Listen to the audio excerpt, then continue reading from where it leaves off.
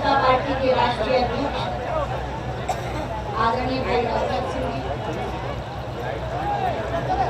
Bharatiya Janata party अनुसूचित जाति मोर्चा के राष्ट्रीय अध्यक्ष भाई संजय पासवान जी और दिल्ली प्रदेश भाजपा के प्रदेशाध्यक्ष भाई विजय गोयल जी, मंच पर आसीन सभी राष्ट्रीय पदाधिकारीगण और सम्मानित अतिथिगण और इस सम्मेलन में भाग ले रहे मेरे बहुत ही स्नेही दलित भाई और बहन,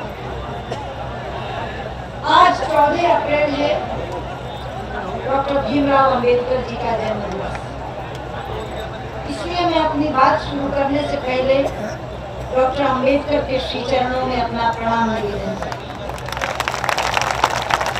हूं। और मैं दूसरा प्रणाम करना चाहूंगी अपने उन दलित भाइयों और बहनों के चरणों में जो केवल यहाँ उपस्थित नहीं है बल्कि आपके माध्यम से पूरे देश के दलित समाज के चरणों में अपना प्रणाम निवेदन करती हूँ, क्योंकि ये वो वर्ग है भाइयों जिन्होंने इस समाज की अस्पृश्यता को भोगा है।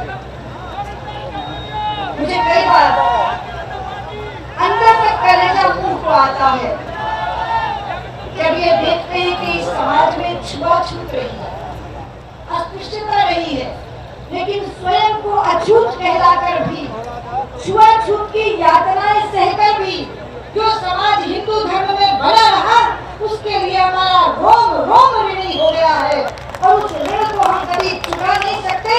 इसलिए मैं दोनों हाथ जोड़कर अपने दलित समाज के सभी बहन भाइयों के श्री चरणों में आज प्रणाम निवेदन करती हूं।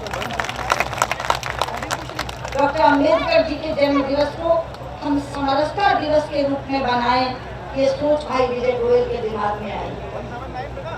विजय गोयल अभिनव प्रयोग करने के लिए विख्यात हैं, तरह तरह के प्रयोग करते हैं, एक से एक अनूठा, एक से एक अनूठा, और ये भी उनका प्रयास अनूठा भी है और सराहनीय भी। जिस समय वो आकर हम सबको कह रहे थे कि हम 14 अप्रैल को एक सहभोज का आयोजन कर रहे हैं बुराड़ी मैदान में, तो हम सबके मन में शंका होती थी, इतनी बड़ी जगह ढूंढ ली उन्होंने, क्या मैदान भर पाएगा? अभी आते समय राजनाथ जी ने कहा कहाँ चलना है, तो मैंने कहा बुराड़ी। बोले बुराड़ी? मुझे तो लगा अगल बगल में कहीं कर रहे होंगे, 100-200 लोगों को बोला। तो मैंने कहा नहीं, उन्होंने 10,000 लोग बुलाए हैं, लेकिन यहाँ तो वाकई मैदान में ये विशाल जनसमूह बता रहा है कि 10,000 नहीं 20,000 से ज्यादा भाई बहन आज इस सहयोग के लिए आए। आपके इस अभिनव प्रयास के लिए बहुत बहुत बधाई और अभिनंदन भाई।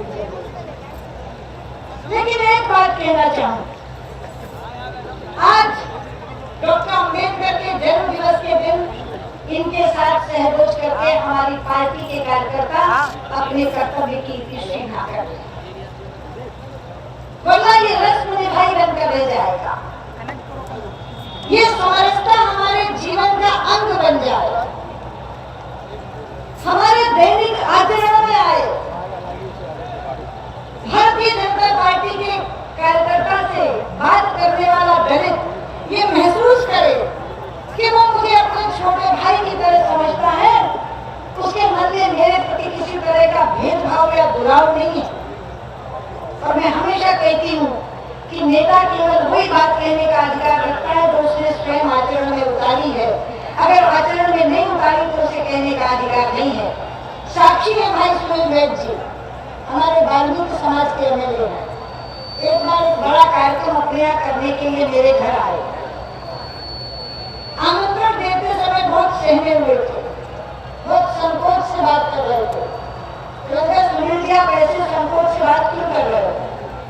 बोले दीदी मैं वाल्मीकि समाज से हूँ। मैंने कहा मैं तुम्हें बताऊं, मेरे घर में जो लड़की खाना पकाती है वो वाल्मीकि है। मैंने कहा सुनील जी जो लड़की मेरा व्यक्तिगत काम देखती है वो वाल्मीकि है। और आपको मालूम है कि जब मैं प्रवास पर जाती हूँ तो मेरे मंदिर की पूजा वो लड़की करती है, पूजा का अधिकार मैंने उसी को दिया हुआ है, घर में और किसी को नहीं दिया।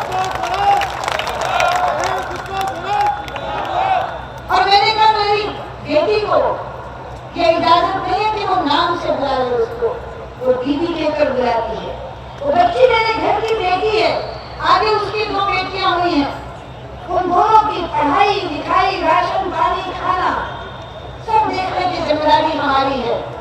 और मैंने कहा कि अभी 20 साल तक तो मेरा PSO भी वाल्मीकि रहा, मेरा माली भी वाल्मीकि रहा, मेरे घर के अंदर तो आके देखो, अब क्यों ऐसे सहमे चलो। तो उन्होंने कहा कि दीदी हम लोग यूं ही बाहर बैठ के डरते थे, लेकिन आज आकर पता चला कि नहीं, हमारे नेता जो कहते हैं वो करते हैं। इसलिए मैं आपसे कहना चाहती हूँ, ये शुरुआत है, ये अंत नहीं है, और ये कोई वार्षिक कार्यक्रम नहीं है कि हम एनुअली ये करेंगे। हर दिन हर घर में ये काम होना चाहिए, किसी तरह का परहेज, क्योंकि वाल्मीकि ऐसी वर्ग में भी सबसे उपेक्षित है, सबसे उपेक्षित है, सबसे ज्यादा शोषित है वाल्मीकि। इसलिए मैंने उनसे बात शुरू की। बाकी हमारी सब दलित बस्तियों में जो हमारे भाई बहन रहते हैं, उनका उद्धार हो, उनके मन में से भावना जाए कि हमारे बुजुर्गों ने उनके साथ, हमारे पूर्वजों ने उनके साथ क्या किया था। उस कलंक को हमें मिटाना है, वो कलंक है हमारे माथे पर, उस कलंक को हमें मिटाना है। और वो कलंक तभी मिटेगा जब हम अपने दलित भाइयों को हृदय से लगाएंगे, गले से लगाएंगे, इनके साथ बैठकर भोजन करेंगे। विजय जी ने इसीलिए भाषणों का क्रम कम करके रखा है कि इन सब साथ बैठे, पंगत में बैठ करके भोजन करें और इस दिन को समरसता दिवस केवल भाषणों से नहीं बल्कि आचरण से मनाएं। ये समरसता दिवस आप सबको बहुत बहुत शुभ हो, ये शुभकामनाएं मैं आपको देती हूँ। और 3 बार मैं कहूँगी जय भीम, आप कहोगे जय भारत। जय भीम।